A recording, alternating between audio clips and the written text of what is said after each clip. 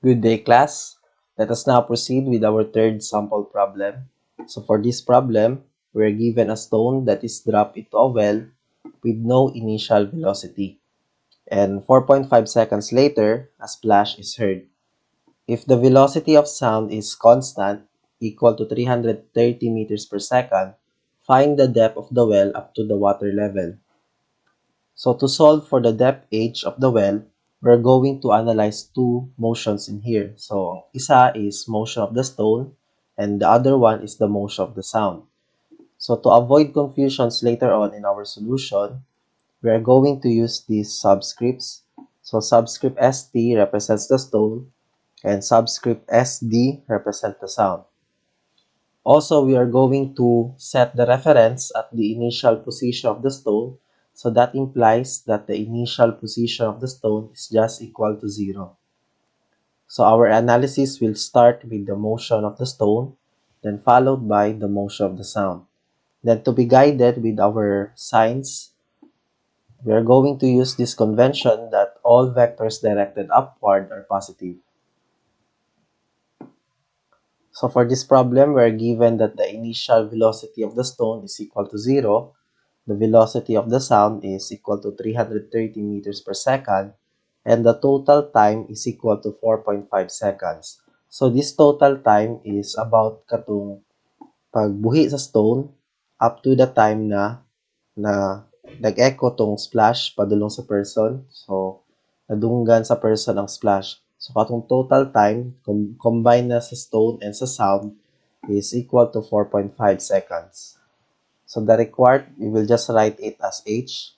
So for our solution, we will start by writing the implied given.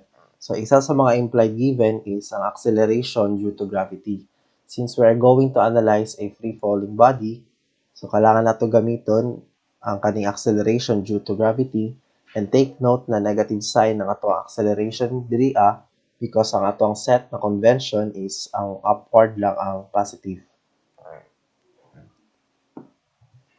So another implied na given is we can break down this total time na 4.5 seconds equal to the time na gitravel sa stone and ang time na gitravel sa sound.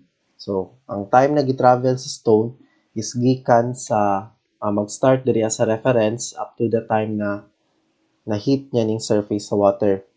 While kaning time for the sound rather, is katong splash gikan sa surface sa water padulong sa person para ma-receive niya tong sound. Okay, so mao to ang time sa sound. So let's start our analysis sa motion of stone.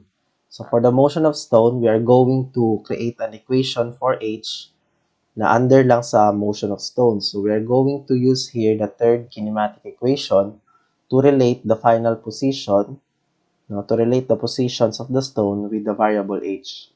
So take note that we use here the subscript st to indicate na ato ang gina-analyze diri is katong motion of stone. And then for the position, ang ginamit ato na variable diri is y. So unlike sa mga previous problem, atong gigamit is variable x. So diri common na gamiton ang y, especially pag ang motion is along vertical. If we substitute the known values, we can have or we can write now initial velocity sa stone is just equal to 0. Then ang initial velocity sa stone is also equal to 0. So position is 0 and initial velocity is 0 and acceleration niya is due to gravity, so ato lang isulat diri na negative 9.81. So if we simplify this equation, we will have this expression for the final position of the stone. If we consider na kaning time na t sub st is the time so na i-travel sa stone so that makover niya ang tibuok depth sa well, gikan sa time na drop siya up to the top surface sa water. So kung kato ang time na atong i-consider, then we can equate na ang absolute value sa final position sa stone is just equal to the depth h. Therefore, ang depth h is just equal to absolute value of this expression.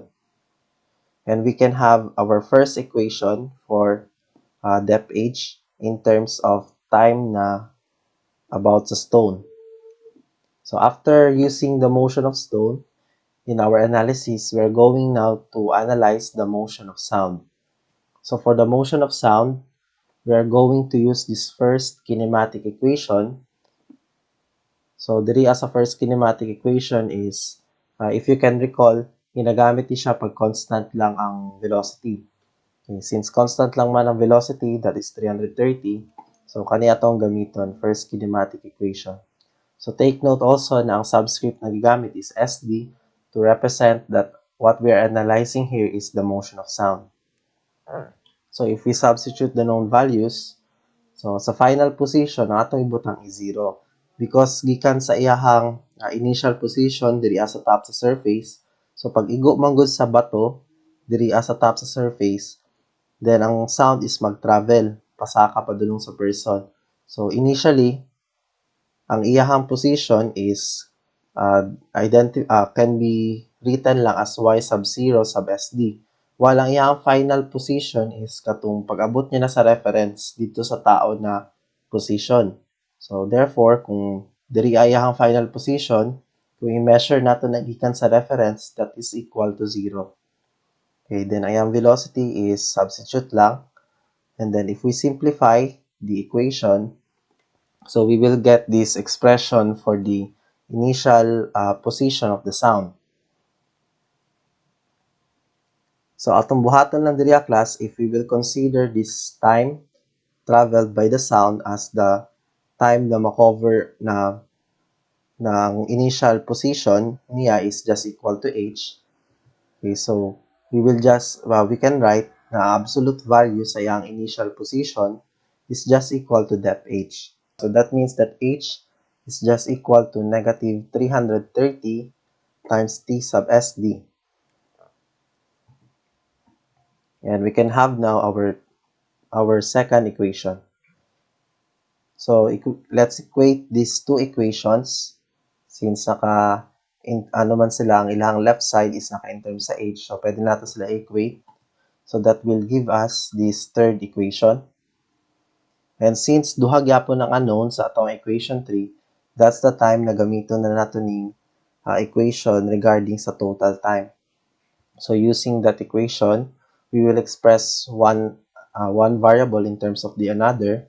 So let's say ang atong gamiton is t sub sd is equal to 4.5 minus t sub sd. So if we substitute this equation to equation 3,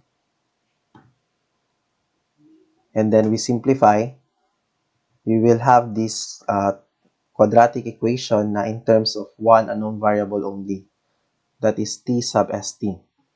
So using the quadratic formula, we will be able to get two values for the time. So ang isa ka value is negative, which is absurd because time can never be negative. And ang isa is positive, which is the true value for the t sub st, or the time traveled by the stone to cover depth h. So using this value, i-substitute nato siya sa equation 1 so that we'll be able to get the value of depth h. So the final answer for depth h is just equal to 87.93 meters. So this is our last sample problem for the topic rectilinear motion. So that's it for now. Thank you class and God bless.